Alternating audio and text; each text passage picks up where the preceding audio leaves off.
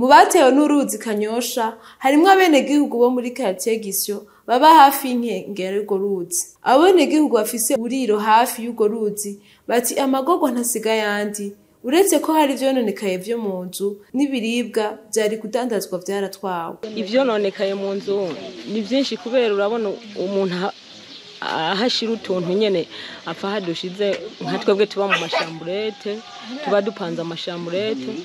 Ubuzima rero bica vyanka kubera nyene vya bindi nyene nka jewe naho ntetse yo safuriya y'intete nca nsanga yarengewe n'icondo.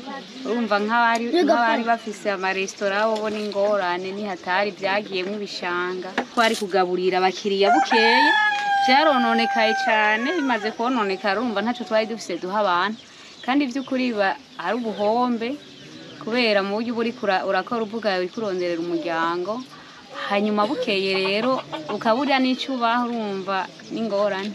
Abo benegihugu bakavuga ko hari uburyo leta ikwiriye gukingira urwo ruzi. Ico twosaba leta nuko yodufasha nyene bakatudugiriza uruzi kugire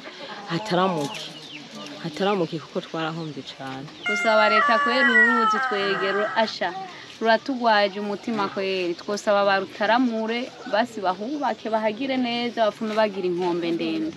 Abo benegihugu bakaba batumenyesheje ko urwo ruzi rumaze hafi incuro 3 rwinjira mu mazu y'abantu.